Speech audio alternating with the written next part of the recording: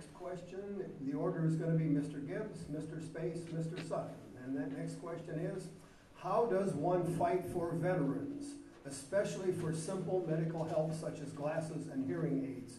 And this is Fight for Veterans.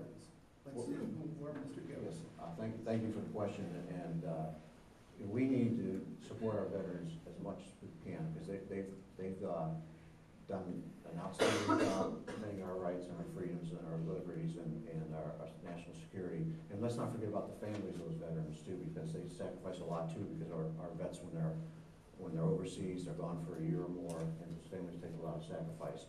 And you know, we're going to fund veterans' needs. I'm a strong supporter of that. That's not where we cut.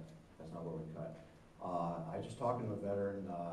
He went into a veterans hospital to get some demo work done, and he couldn't get it all completely done because he had an issue. He didn't around the public that much. It really kind of surprised me.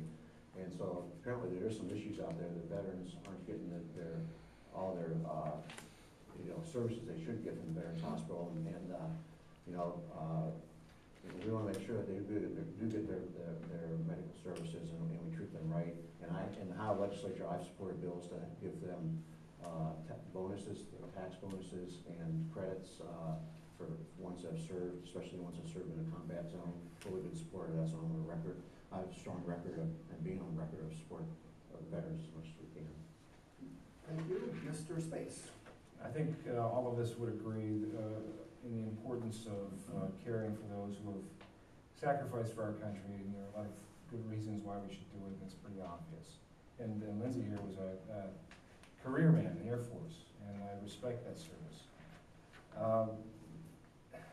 I serve on the Veterans Affairs Committee. I've made veterans issues a priority. And this Congress has made veterans issues a priority.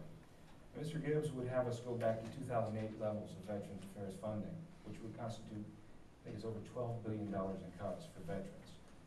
In fact, he's driving around with a bumper sticker that says Boehner for Speaker on the back of his car.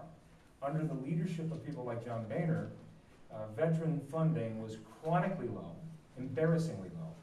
In the last 3 years, we have raised veteran funding through the administration to record levels, and we're not done yet.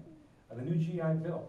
I'm a product of the GI Bill in many ways. My father, who grew up in poverty, went to the Marines after he worked in the mill for a few years out of high school. And as a result of his service in Korea, he got an education.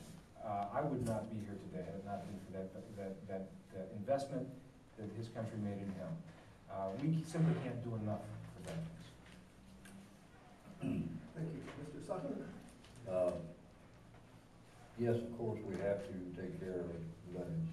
We must take care of veterans, particularly veterans of foreign wars. Which brings me to a constitutional issue. I'm sorry. The best thing you can do for veterans, because there are probably several veterans in this room, there may be some prospective veterans in this room. We need to quit sending our people overseas to fight wars that our Congress won't debate and declare that we have to be there. We have to have a declaration of war by the U.S. Constitution before we can send people over there to die, to defend our country. And that debate has to be based on the fact that we're not here to protect our government interests as though we are an empire. We're here to protect the United States of America.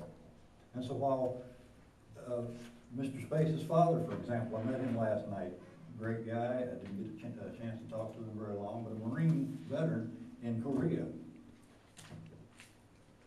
And I'm certain he's proud of his service. I'm proud of the service that I did. But we didn't win, because we did not declare war or decide not to declare war and not go.